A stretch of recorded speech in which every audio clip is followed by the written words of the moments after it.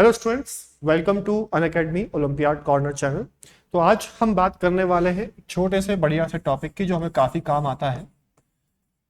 इसका नाम है effective point of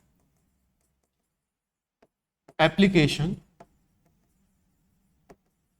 of force. तो क्या टॉपिक है हमारा? Effective point of application of force. तो हम यहां पे इस चीज को अब सीखेंगे। देखिए, तो क्या है कि जब किसी बॉडी पे बहुत सारे फोर्सेस लग रहे होते हैं तो हम क्या करते हैं कि नेट टॉर्क अगर हम लिखते हैं, टॉर्क नेट, तो it will be is equal to R1 cross F1। भाई कोई फोर्स है आपके पास, है ना, F2 कोई फोर्स है, उसका टॉर्क हो जाएगा, किसी दूसरे पॉइंट पे लग रहा है तो पोजीशन वेक्टर चेंज कर दिया आपने, प्लस R3 क्रॉस F3। यानी कि इसको मैं अगर कंबाइन करके लिखूं तो this can be done as something like this, यानी कि सिग्मा RI क्रॉस एफ। तो sigma RI vector cross FI vector, ये हमारे पास नेट टॉर्क होगा और इसको हम लिख पाएंगे is equal to R effective cross sigma FI। तो क्या है इसका कहने का मतलब? ये इक्वेशन मुझे क्या बता रही है? ये इक्वेशन मुझे बता रही है कि अगर मैं इन सभी forces F1, F2, F3, F4, F5, ऐसे बहुत सारे फोर्सेस हैं, इन सभी फोर्सेस को अगर मैं हटा करके एक फोर्स लगाऊं जिसका वैल्यू हो F1 plus F2 plus F3, यानी कि सबको जोड़ के एक फोर्स बना लिया, उस फोर्स को हम किसी एक पॉइंट पे लगा रहे हैं, तो उस एक फोर्स को जो हमने सबको जोड़ करके निकाला है, वेक्टर सम करके निकाला है। वेक्टर सम क्यों करना है? क्योंकि फोर्स वेक्टर क्वांटिटी होती है, ठीक है। तो जो हमने यहां पर सभी फोर्सेस को जोड़ करके जो नेट फोर्स निकाला है, उस फोर्स को हम ऐसे किस पॉइंट पे लगाएं, उस पॉइंट का पोजीशन वेक्टर हम लिख रहे हैं R इफेक्टिव। तो जिस पॉइंट पे आप लगा रहे हैं वो पॉइंट को हम बोलते हैं effective point of application of force. क्या बात समझ में आ रही है आप लोगों को? बोलिए। तो क्या कहा मैंने आपसे? मैं एक बार आपसे फिर रिपीट करता हूं कि जैसे फॉर एग्जांपल मैं इसको डायग्राम से समझाने की कोशिश करता हूं, ठीक है। तो मैथमेटिक्स हुई, डायग्राम से कुछ इस प्रकार से कि भाई मेरे पास एक बॉडी है, इस पे यहां पे मैं इस पॉइंट के अबाउट लेट से टॉर्क लिख रहा हूं, ये मेरा ओरिजिन मान लिया मैंने। तो ये हो गया मेरे पास R1 वेक्टर, ठीक है।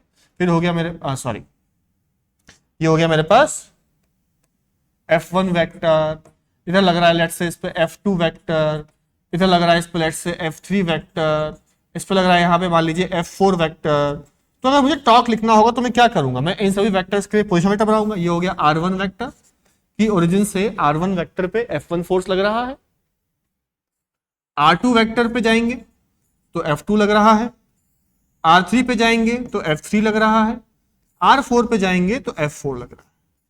यानी कि जो हमारे पास टॉर्क है वो टॉर्क इन सभी का मिला के लग रहा है, यानी कि R1 cross F1 plus R2 cross F2 plus R3 cross F3 plus R4 cross F4, और क्या ऐसे जितने भी फोर्सेस होंगे उन सभी का टॉर्क ऐसे ही लिखा जाएगा, एक एक करके जोड़ करके, ठीक है।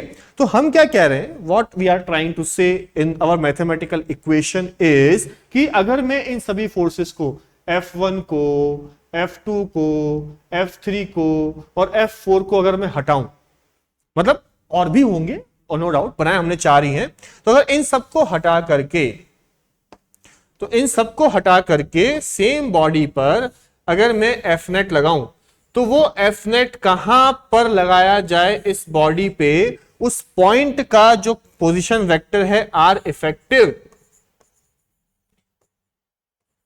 मैंने लगा दिया F नेट, इस पॉइंट पे लगा दिया F नेट। और ये F नेट कैसे निकालूंगा मैं? F नेट निकालूंगा कैसे? F net will be is equal to F1 vector plus F2 vector plus F3 vector plus so on, यानी कि सिग्मा FI वेक्टर। तो सिग्मा FI वेक्टर को मैंने इस पॉइंट पे लगाया जिसपे R इफेक्टिव मैं कह रहा हूं सच दैट इस सिस्टम का टॉर्क, यानी कि इन सभी फोर्सेस का टॉर्क और इन सबको मिला करके लगाया गया टॉर्क का वैल्यू बराबर होना चाहिए। और यही चीज ये इक्वेशन में यहां पर आपके सामने लिखी है। ये क्या है? इंडिविजुअल फोर्सेस का टॉर्क। ये क्या है? सभी को जोड़ करके लिखा गया टॉर्क। तो जोड़ करके लिखा गया टॉर्क को किस पॉइंट पे लगाया जाए? उस फोर्स को, सच दैट नेट टॉर्क इधर और इधर नेट टॉर्क आपके पास सेम निकल करके आ जाए। क्या बात समझ में आ पा रही है? ठीक है, तो ये तो हो गया मैथमेटिकली, और एक बार हमने इसको समझा डायग्राम के साथ में। अब हम क्या करेंगे, हम करेंगे इस पे एक सवाल ताकि हम इसको और बेटर तरीके से समझ पाए। जैसे फॉर एग्जांपल मान लीजिए कि मेरे पास इस प्रकार से एक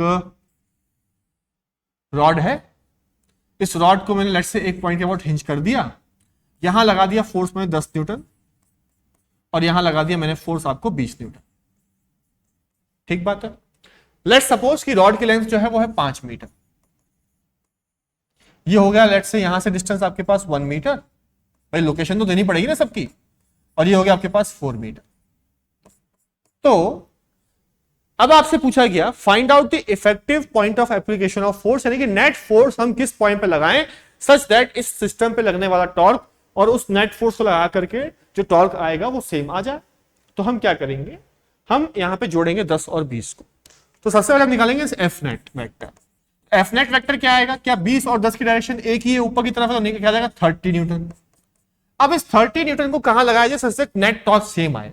तो हम सबसे पहले क्या करेंगे, हम सबसे पहले इस पर निकालेंगे नेट टॉर्क। क्या निकालेंगे, नेट टॉर्क। कैसे निकालेंगे, देखिए भाई, it will be is equal to 20 into 4 plus 10 into 1। क्या ये इक्वेशन सही है, आप मेरे को बताइए, क्या इक्वेशन सही है? देखो आर परपेंडिकुलर इंटू एफ, भाई आर क्रॉस एफ को हम लिख सकते हैं ऐसा। तो आर परपेंडिकुलर एफ के हिसाब से क्या ये इक्वेशन सही है, सोच के बताइए, फटाफट से बताइए बताइए बताइए।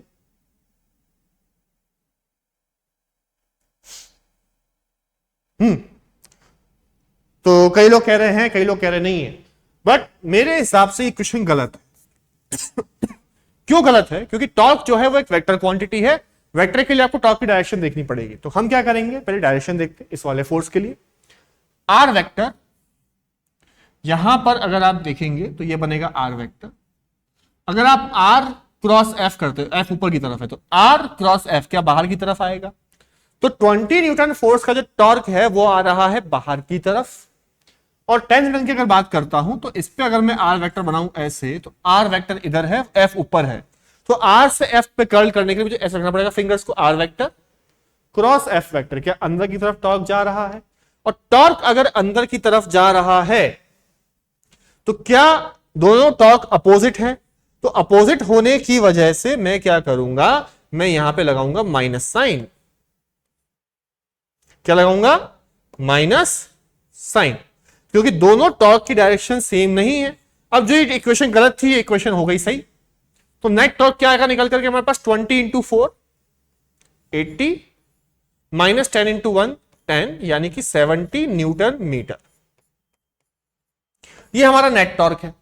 अब हम क्या कह रहे हैं कि इस सिस्टम पे नेट फोर्स कितना था रॉड पे, 30 न्यूटन। तो ये 30 न्यूटन का फोर्स इस रॉड पे कहां लगाया जाए कि नेट टॉर्क आपको सेम मिल जाए। अच्छा, किसका टॉर्क ज्यादा है, कौन डोमिनेट कर रहा है? डोमिनेट कर रहा है 20 न्यूटन। तो 20 न्यूटन के हिसाब से ये बॉडी इस तरह से एंटी क्लॉकवाइज घूमनी चाहिए। तो एंटी क्लॉकवाइज घूमने के लिए क्या फोर्स को इधर कहीं लगाना चाहिए।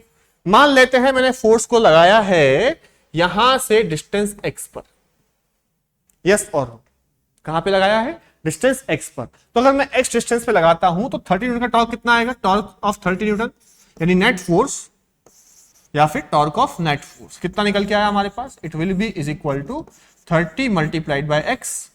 तो नेट टॉर्क इस केस में 30 इंटू एक्स आ रहा है।